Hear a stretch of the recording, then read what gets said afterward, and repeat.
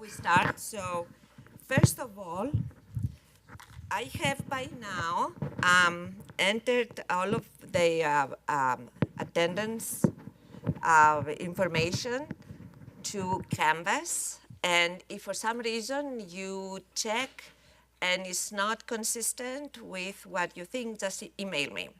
Also, I have done the same with the assignments. And at this point, I think I have seen as people sign up, there are a few observations that I would like, as a matter of fact, to ask these people to come and see me. So, the individual with last name Meng, is this person here? Xiao Dong Meng.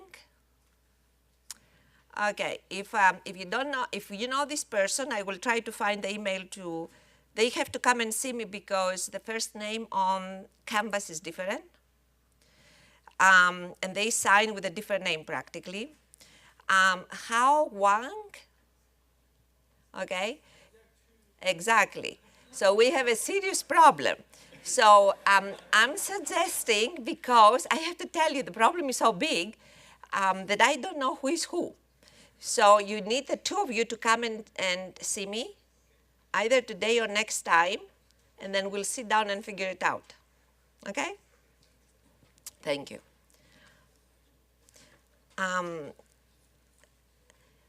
Huan Hao Shi, please come and see me because you have signed with a different name, your first name. All right, so come and see me. Nikita Reddy, I could not find you on Canvas. So let's come over to see me. And Yi Xiang, same thing. So please come and see me. Okay, thank you. All right, so I have here for today, and I would like to suggest that please, when you sign up, do it with capital letters, not lowercase. I want you to be, because then sometimes I cannot even read what you're writing. And if there are more of you with the same last name, I have a very hard time figuring out who is who. And so, all right.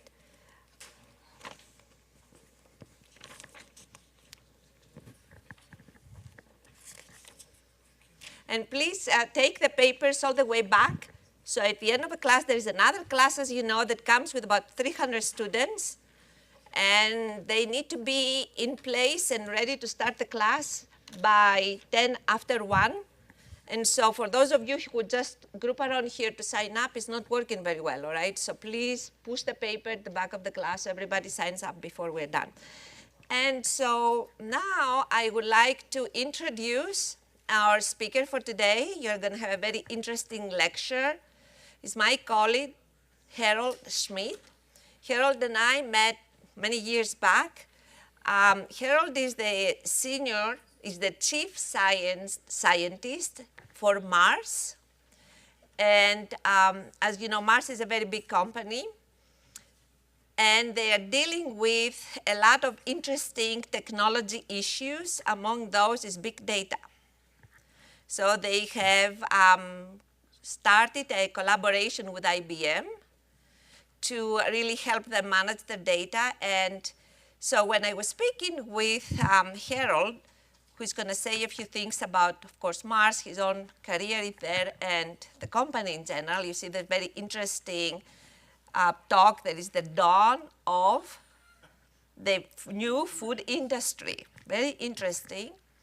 And I just have to tell you the reason we want to have a set of lectures from all the sectors of industry is because you will find out that what we do here is really embedded in everything we do, regardless of the product. The product can be food, it can be health, it could be technology, it could be anything else. But now the way we do our business, we gather data, we try to be smart about the food and health. Specifically, the two of them are very connected. You will see that the issues we all study about how to develop accurate data, manage them, the technology around it, plus the Internet of Things, you know, for the industry and for everybody else become very important issues. And in these companies, technology then has grown to become by itself almost a separate sector.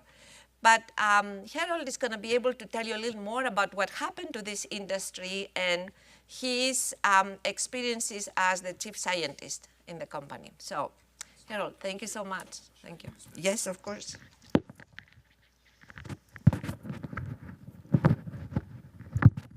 Thank you.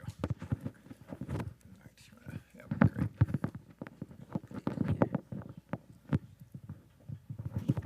Perfect. Thank you. Thanks. Can everybody hear me? Yeah? All right, good. So number one, it's a real pleasure to do this. Thanks, Linda, for actually the opportunity to speak to a group like this. So my understanding is that that most people here are double E. There's maybe some other engineers and maybe some other disciplines in here, but I think I'm talking to mostly electrical engineers. So the target here is I'm gonna finish the lecture portion by 15 minutes before the hour, so 12:45. I sort of snuck in last week and I was at the top there. I wanted to see what was going on, and when I walked out, I could see this tide of humanity that was waiting to come into the room. So I was like, if there's one thing I do is I've got to finish on time, otherwise we might not make it out alive. So so I will do that. So that means I'm going to get through a lot of content here. But first thing, just from a brief introduction, as Linda noted, so my name's Harold Schmitz. I'm the Chief Science Officer for a company called Mars Incorporated. Mars Incorporated is one of the largest food companies in the world, branded food marketers as well as manufacturers. So we do, in a world of outsourcing, Mars actually manufactures more than 98% of its products. So for an engineering group, I think you guys can understand what that means. Not only do we sell something, we actually make what we sell, which is really important. We're privately held, so we're not publicly traded on the stock market, which is unique for us in this industry space in terms of how large we are, and that actually has a lot to do with why we choose to make stuff that we sell rather than outsource what we make to others to make it and then we end up selling it. It actually has a lot to do with your view of having control of the product you're selling. Fact is, once you have someone else make something for you, then part of what your business is, you're actually losing control of it. And again, as engineers, you can well imagine that. So we're privately held. The size of Mars is something we're privately held, so we don't actually give out our detailed financial figures, but I can tell you that we sell every year we sell more than $35 billion worth of goods and services. So we're the world's largest chocolate makers, world's largest chewing gum makers, world's largest pet food makers, world's largest veterinary medicine providers. And then we also have a whole array of other businesses. I've been with them since 1993, and I've been in this role effectively since 2000. So, so did everyone read the abstract that was sent out? Yes? All right, so good, that's really important. So a lot of interesting stuff in there then, and that can allow me to then get into these questions on the board behind me. But before I set the frame for this lecture, who in here has consciously thought, hey, when I get out of school or graduate, I'm actually going to look into the food industry as a source of my employment? Who has thought that specifically, consciously? Perfect. It should be easy for me to feel successful because I've got to be able to convince one of you to consider the food industry. So, that's really, really, really interesting because the food industry is it's actually this really huge industrial sector. And therefore, it's a really huge sector within the university communities around the world as well. And I can tell you that the industrial sector, as well as the university sector, as well as the government sector that deals with food, which is equally huge, will need people like you in this room. So if you have, if you're in a position where you'd like to have additional employment opportunities, I can assure you that the food sector is something interesting for you to look at, whether it's government, industry, or academics. Okay, so let's get into this then. So I've got a few questions here that relate to, that we'll get into, that relate to the abstract that I laid out and where things are going to go and why the food industry is relevant for folks like you. Both from, and I used the phrase specifically in that abstract of systems engineering. And obviously double E's as well as other engineers have a competitive advantage with other disciplines in that hopefully you are really good at thinking about the engineering of systems and how wires come together and circuits and everything, and what happens when you do it successfully and what happens when you don't. And the reason why that's really, really important, so here's a really important take-home message, is that's relevant to the hardware that you're thinking about or physical things that you're trying to develop and put together. It's also, and this is a little bit more philosophical, but it's really, really important, it also relates to how organizations work. So you can actually think about organizations in exactly the same way that you think about stuff that you would build or make or conceptually consider in what you're studying. So it's amazingly relevant as to how human organizations work, as to how the things that you might look at and what you're studying, how those work, actually. It's fascinating. And you guys have a competitive advantage in that space because you understand systems and you understand engineering and flow diagrams and all that kind of stuff. All right, so first question with respect to the food industry. And you guys have to participate with me. I'm not just going to, sit here and talk at you the whole time. So first question that I want to get into, and we'll spend, 4 or 5 minutes on each of these and then wrap up the big punchline conclusion. But so what is the food industry? So you guys think about unit operations and different elements of stuff. So help me out here. When I say food industry, what is it? Who's got some ideas? And I will call on people. Yeah, I saw him. Good. So, yes, processing, like from manufacturing, product, packaging, the entire process. Yeah, so there's, to build on that, it's we sometimes refer to it as a value chain. And when you think about the value chain in the food industry, it's all those things you mentioned, as well as, well, you got to get stuff to the factory gate to process it. So it's also the agricultural component plays into the value chain. So there's planting crops, growing crops, harvesting crops, post-harvest handling. Then it gets to the factory, those sorts of things that you talk about. And then actually after you make the stuff, you need to distribute it and you need to sell it. And it's got to be on a store shelf somewhere, or it's got to be able to be put into an Amazon box to be delivered to your doorstep. So that's that food system in the industry. It's a series of unit operations that make up this value chain. So that is the food industry. Let me ask another question in this context. How big is the food industry? Yeah. Yeah, it's pretty damn big. It's really, really big. It has this huge footprint. So just to sum up then, so what the food industry is it's this series of unit operations that, and that comprise this value chain. And by the way, this value chain is, there's a lot of stuff that come together to make it up that is very different, So like the distribution of food of finished products is very, very different than growing the crops or handling the inbound raw materials to the factory gate, or making the products. So there's a lot of stuff that comes together to make the food industry.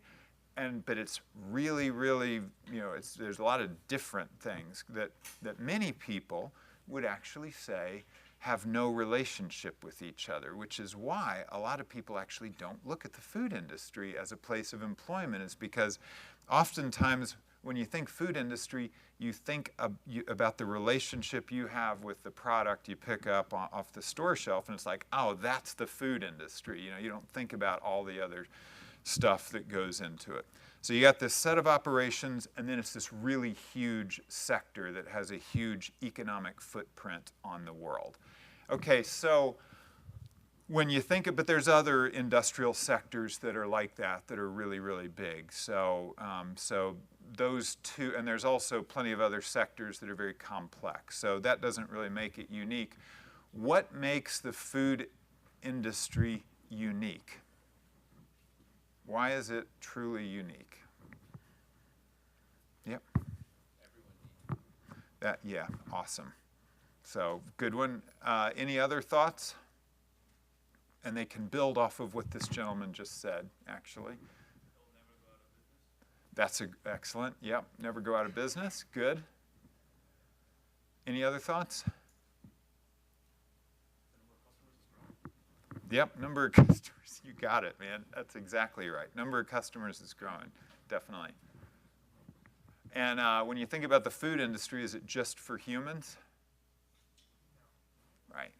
So companion animals, so you know, relationships with animals that people really consider, you know, it differs and there's differing levels of it, but by and large it's companionship. One way or the other, people have this relationship with these pets. And then there's also the livestock industry. So there's this food industry that's based on feeding animals that's also massive.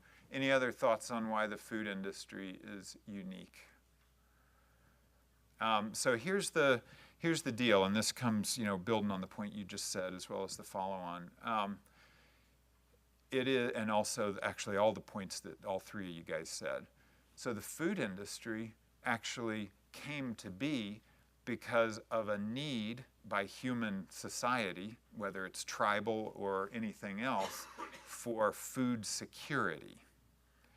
And so from an industry perspective, there aren't very many industrial sectors. I mean, we need our iPhones, we need our cars. Those are consumer needs. When we say we need food, that's an individual consumer need. It's also a nation-state need. And so the food industry has this relationship that actually is really, really close to something Carl Schramm spoke about a little bit last week, which was the so-called defense sector. So, you know, when people get together, one of their needs that's really fundamental is this, okay, we got our group, we need to protect ourselves. So in the same way that we think about it in a military context, you also think about that from a food context, because if you can't actually feed the group, you know, your group, then your group's going to get angry and they're going to find food. You know, people don't just sort of roll over and die. They're actually going to go find food. And if they got a better opportunity to find food outside of your governmental system, they'll go do that. You know, that's what'll happen. So the food industry, what makes it unique is it really is this concept of food security. And then food security rolls up into nutrition security. So it's one thing to have enough calories and basically be able to support health at a, let's say, suboptimal level, but, you know, keeps people alive and stuff.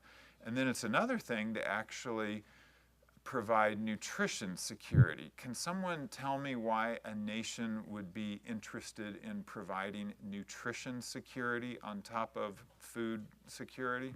Any thoughts? Yeah?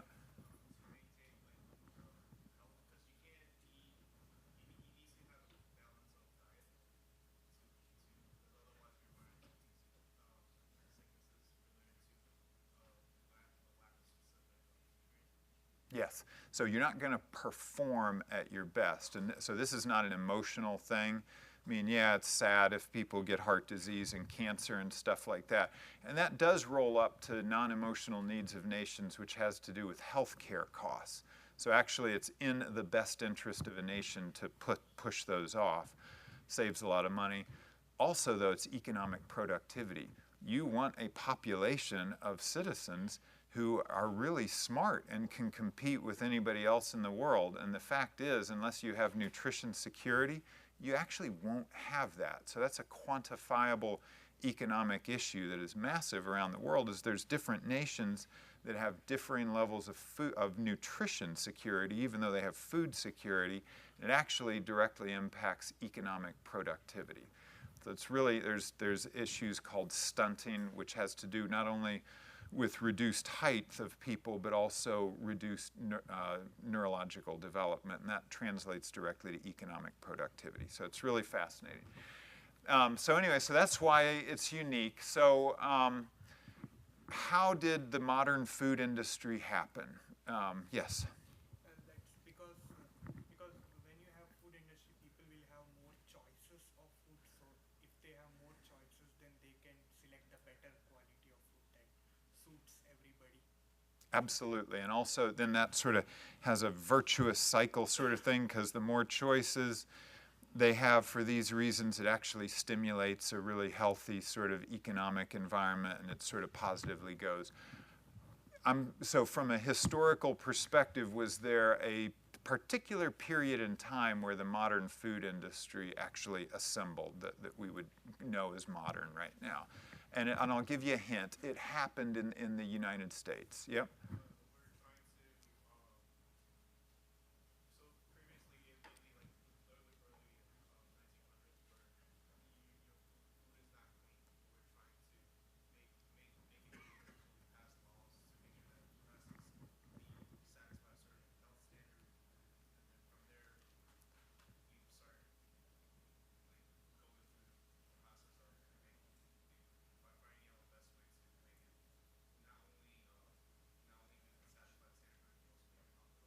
Yes, that's an awesome point, and that actually relates to the IBM relationship that Linda mentioned earlier, which is really cool. So we'll definitely be hitting on that one. So that came as kind of a secondary effect in the modern food structure that we know now, which is the regulatory framework, which is, you know, there's national aspects of it and there's global aspects of it. Basically what it does is it creates security that, by and large, you're going to be able to buy safe food. And it seems like that should happen anyway, but if you were around prior to that happening, it actually didn't work that way. Food was a bigger risk to eat than you would realize. So I'll ask one other question and then I'll give you the answer, but so what is the type of university that you are sitting at right now? What is it classified as? Land grant, boom, that's it. So what we're sitting on a land grant university. Land grant universities came from out of which president's tenure in the US? Somebody about said it. Oh, a real shocker. Linda Katei knew this. So President Abraham Lincoln. So Lincoln obviously was really important because he created the modern nation state that we called the United States right now. He took it from a loose confederation of relatively independent states, and because of the Civil War in the United States, it went from very decentralized to something that's much more centralized now, and that's what we know as the modern sort of edition of the United States. And there were some basic components in that created, this is why the food industry exists, because he knew what he was doing. I mean, in order to promote the nation to grow, then you wanted to actually promote food security in the industry that surrounds that. And so he created the land-grant university system, and that all started around 1862. And the University of California, Davis is, the world's leading representative of that. Number two, he was the one who also created the modern distribution network, and that was the Transcontinental Railroad in the United States. So it went from the East Coast all the way to the West Coast. And why was that important? Because it opened up Pacific trade, specifically with China at the time. That was the big deal. How in the world do we actually get economic connectivity with China?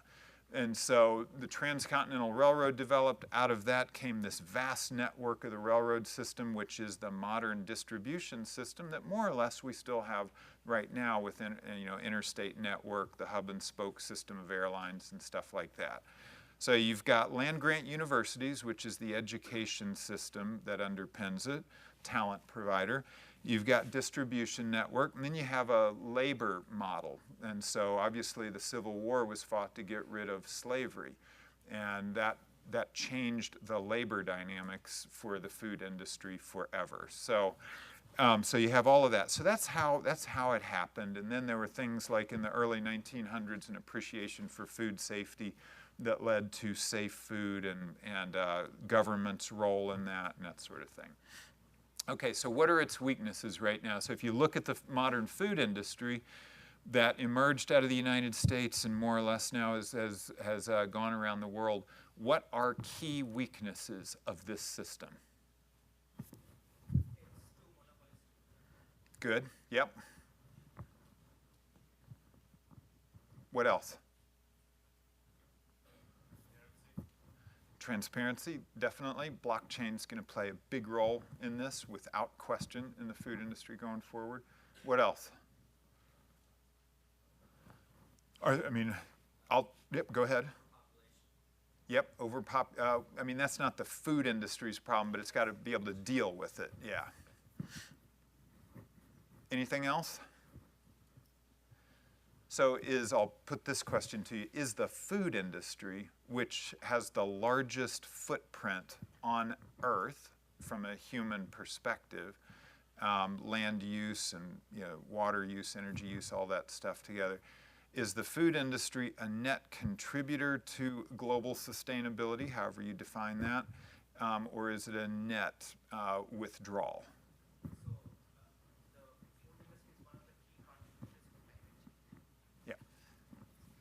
There you go. Climate change. One other thing. What else does the food industry contribute to disproportionately? Yeah, global health. So whether it's obesity or other health conditions, the food industry has to play a role. The food industry always will play a role in global health and will always play a role in environmental and ecological sustainability issues and that sort of thing because of what it is. We got to eat. You got to have food security. You got to have nutrition security. So the industry is not going away. It's not like coal production. You need energy too. That's one of these fundamental industries, and there's always going to be an energy industry. It just depends on what it is. So the food industry at present is this legacy sector. It's been around a long, long time. It happens to be one of the largest footprints on human society. It has to be. And it's a net withdrawal in terms of a variety of societal sustainability issues. So there's this case for change. So question is so where do we go from here? And just so we can, stick to the time and wrap up on it. It's like, where do we need to go and how can we get there? And so I'll talk a little bit about some of the things that are happening in that space, but the fundamental for this is that given everything we just spoke about, you kind of have this summation of things. One is that it's one of the world's largest industrial sectors. Number two is that there's this whole chain of operations that makes up the value chain of the food system. And every single one of those different elements of the value chain is producing data, right? Every single one of those is producing data. And so that's the single homogeneous platform is data. Now you sort of divide up those data pools into, well, there's data, you tell me, what are the types of data lakes that are coming out of the food industry and the food sector?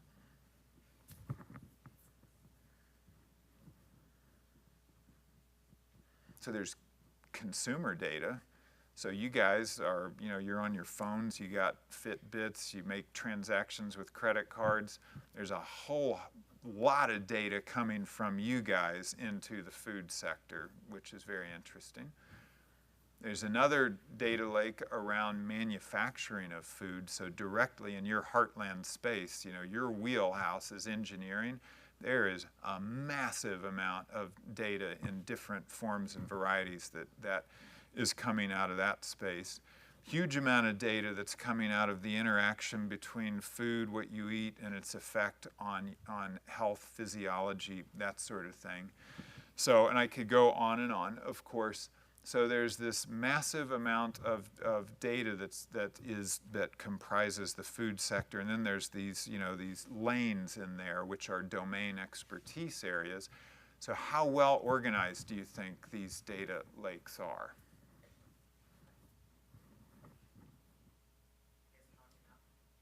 How about not at all? So, not at all is the answer. And so what does this provide for people who are electrical engineers or, have systems thinking and sort of understand how things flow? What's the word that you would use to describe this for you guys? Opportunity. So it's the land of opportunity, because you have these, so the state of the food industry at this point in time, and this is why the title of the lecture was the dawning of the new food industry, is because it is utterly essential, it's mission critical for nation states going forward to have food security, nutrition security, et cetera. So it's not going to go away. Number two is that it has to change, actually. So legacy sectors, what characterize legacy sector is that they're in a space, the business models are good, the money's rolling in, there's not really a case for change, so that's when a legacy sector is in a really comfortable place. The food industry is not in that place. The food industry has to change because its effect on health is so obvious that something's got to change there. I mean, there's a lot of good stuff, by the way. I wouldn't work in the food industry if it wasn't a generally positive contributor to society. I mean, we live longer than we ever have before, and that has a lot to do with safe food and, calories being provided, et cetera, but there's ways that it can improve. So, health needs to be, outcomes need to be improved. Climate change footprint has got to be improved, so on and so forth. So there's a case for change that is super clear and super real, and it will change over the next 20 to 30 years, and it'll start to change in ways that you don't see it changing, but it'll be changing, and it'll see it in ways that after, within the next 5 to 10 years, you'll think about this lecture and you'll go, my God, that guy was right, actually. It doesn't look at all like what it does now. And so you all have a really, really interesting opportunity here. And then I'll end with just giving you the example, this IBM case study specifically. But you guys have a super interesting opportunity here. And, those who really understand this opportunity and do something with it will have a really interesting future opportunity in terms of your career. The opportunity is that you are here at the world's leading food and agriculture university, so you're surrounded by domain expertise and network and things like that. Number two, you're in California and you're geographically close to where theoretically, not theoretically, for real, the frontier thinking in data sciences, data analytics, what data can do for industrial sectors, it's 70 miles away from here. And a lot of those people actually sit in here. A lot of you guys have probably had internships or interactions with data companies that have either are based in Silicon Valley or are derived from those companies. So you have this incredible opportunity while you're in Davis to interact with what the future is going to be in the food space.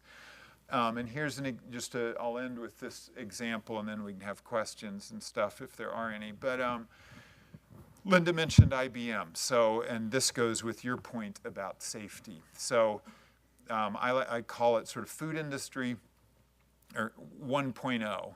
And this began actually in the Napoleonic era. So this was a European dictator from France named Napoleon, who was very enlightened in a lot of ways and stuff. But when he was going to raise an army to go take over Russia, he knew that a strategic essential need was food. His army had to have food security, and it was going to be a long march. And so Napoleon and his team invented the canning of food. So they invented shelf-stable food that could get them, along that march. So that's where, and then that canning of food actually then got standardized and codified during the early 1900s in terms of, canning helped with shelf stability, but it could still, there were a lot of problems with it, and so, but if you handled things well, you could create a really shelf-stable food supply. So that was food safety then.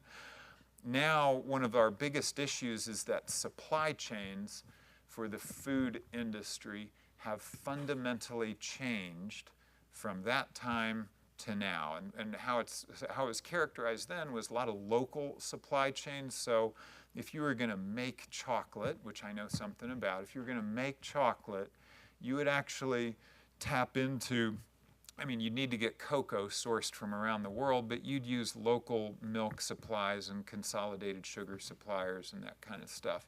Now when we make chocolate, using the dairy part as an example, we don't source liquid milk from the region. We actually source different fractions that food technology has enabled us to understand, different fractions from literally all around the world, New Zealand, China, etc., to make milk chocolate, let's say, in Pennsylvania in the United States. So what that has led to is a fractured supply chain, which is unprecedented, which is why that blockchain piece is going to be really important. But it's led to this fractured supply chain. So it's led to a super vulnerable supply chain to contamination, whether chemical contamination, intentional or unintentional, or microbiological contamination, intentional or unintentional. And in the world of microbiology, the paradigm shift is actually moving from the study of single microorganisms to actually being able to utilize genomics and understand big data to study microbial communities, which can include billions and trillions of different microbes. And because of data science and because of systems thinking, which is based on systems engineering, what is now possible is that we can actually not just study and understand single isolated microbes, but we can actually understand the communities that they interact in. And so therefore, what we can actually do is understand the microbial communities that define the safety of growing crops, harvesting crops, transporting crops, manufacturing food, and then distributing food.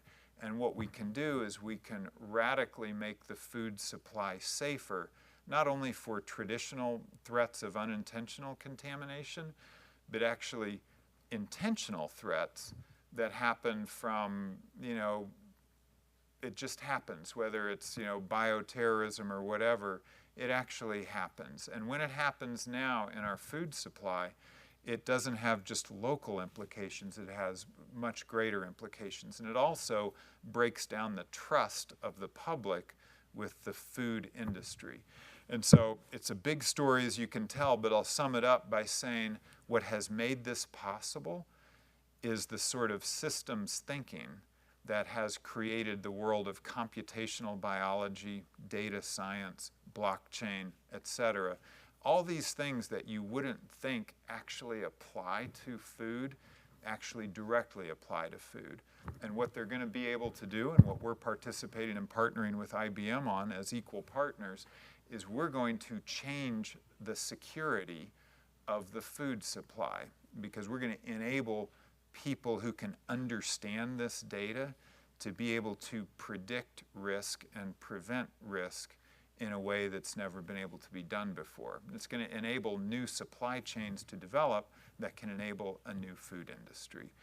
And so I'll end by just saying, take-home message is if you're in a space where you understand systems and you understand data, then you're in a place where you can actually really, really be a sought-after sort of person from, in the food industry, and you can actually have an impact not only on your personal career success and wealth and that sort of thing, but also an impact on society. So that's my sort of sales pitch for the food sector. If you want to come work for Mars, that's great, but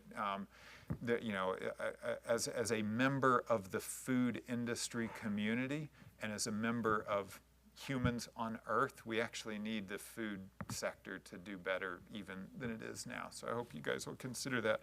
But we have a few minutes for questions. So any questions that you guys want to ask? Anything I left unclear? Yeah.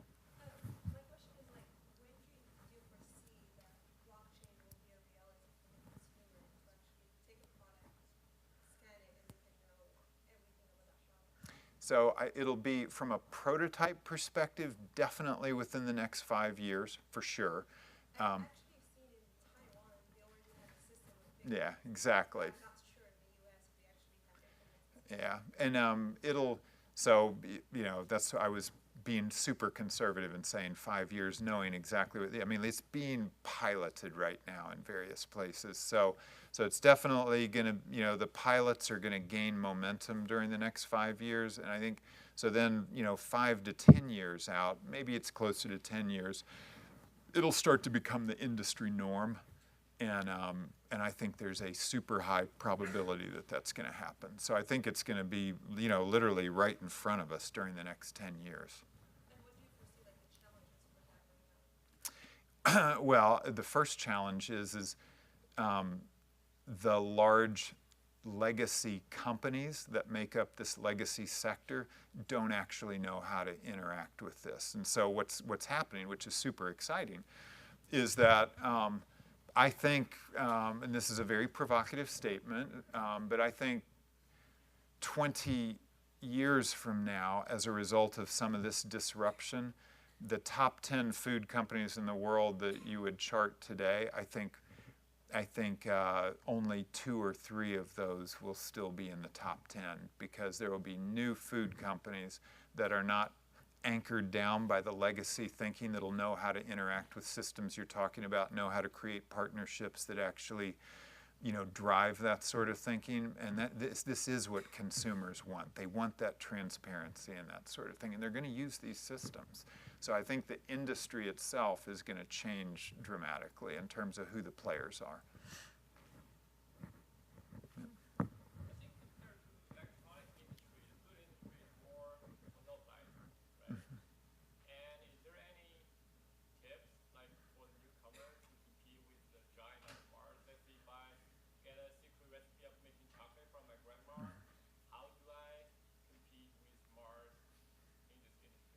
Great question. So, and this gets to business model thinking. So I'll give you the answer because there's a real clear answer.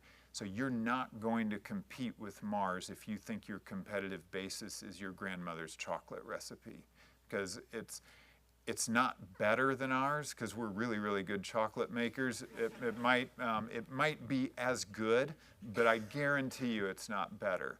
So now what you can do, though, which goes to the young lady's point right before, is if your business model is based on how can I actually disrupt Mars by using the big data world that I know is coming, and you as an agile entrepreneur, you'll be able to use that. Whereas Mars, is a slow-moving dinosaur, just like every other large food company is not adapting as quickly. What you can start to do is sell your product based on that environment. And you can build relationships and trust with consumers that Mars can't do right now because we don't understand that world yet. So what you do, and I'm giving you the blueprint for entrepreneurial success, is you do that, you build it one consumer at a time, you go from a $1 million a year business to a 10 million to 100 million, and by that time Nestle and Mars are desperate to buy you, or maybe you say, no, I don't want to sell, I'm going to blow you guys out of the water. So, but that's how it happens. You need to use the competitive advantage of what I've just talked about that's going to change the industry, and that's data science, and using that to develop your business model in a way that the existing companies haven't. So you're chief scientist at Mars? Yeah. What is that? What do you do? What does your day look like? How much time do we have, Linda? 5 minutes. 5 minutes, all right. I know we need to be out of here by 1. So, my day looks a lot like, so it starts with what I just spoke about, which is why it's really easy for me to talk about, and also easy for me to give you an answer to how you could outcompete Mars. My day looks like thinking about this and what various aspects of science and technology, we need to be researching, and not only just researching, but actually plugging into the innovation cycle so that we're one of those 1 or 2 companies that is still world leaders, 10 years from now. And actually, this gives me a chance to plug for the reason I'm standing here talking to you is because of the relationship Linda and I have, and she and I shared this bold view that we needed to reinvent the food industry. It needed to be along the lines that we're talking about here. And at the heart of that needed to be a reinvention of the relationship between the university sector and the industry sector so that we could explore these kinds of things, not only from a research perspective, but also from an innovation perspective, which is the creation of new products and services. And so my day looks like, looking across a portfolio of pet food, veterinary medicine, which is a big health data set, by the way, and the way vet med is going to change is that we're going to figure out how to use big data to improve health care for animals. Looking across chocolate and chewing gum and really understanding where the future is and working with partners to define that. And sort of along the lines there, what my day looks like in large part is trying to figure out how to disrupt Mars. So if I can do that from inside Mars, that'll help Mars ensure that it doesn't get disrupted from the outside. It's a pretty fun job.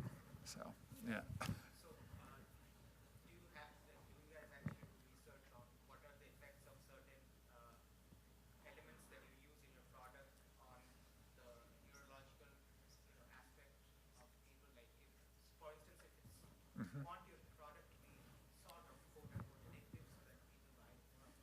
Yeah. Do you look into that kind of So we do, and this will be my last answer. So just I see the heads bobbing out there through the portal. But so great question. So number one, to start with the last part. So food as we know it now is not addictive. So there's a big difference between, let's say, heroin and food in that food is actually essential. Sugar is essential, for example, for biological function. What is true, though, is that if you map it neurologically, if you imagine 2 circles, there is some overlap of the neurological receptors that fire, but there's also a lot of for an addictive substance like heroin, there's stuff that fires in your brain that's different from like sugar or fat or whatever. So number 2, though, we do have a big portfolio in neuroscience. We've actually published in some of the leading neuroscience journals about bioactives in food, specifically flavonols is the area where we're super deep in, how that influences vascular biology and how it actually influences vascular biology within the brain in order to enhance cognitive function. So we do look at that, and this gets back to this earlier point of nutrition security and economic productivity. What is absolutely certain is that optimal nutrition will deliver optimal, thinking and economic productivity. So it's a real, competitive product area that's ripe. And the last comment, the punchline here is, before the advent of big data and all that means, it really was going to be tough to develop new products that you could say are really going to help people think better, be cognitively enhanced. But now, with the advent of big data, data science, et cetera, we can actually begin to think, Food 2.0, part of Food 2.0 can be you know, well-designed foods that not only taste great and are convenient, but are also tailored to help with different aspects of cognitive performance and stuff. That is absolutely going to happen during the next 10 to 20 years, and it's really exciting. With that,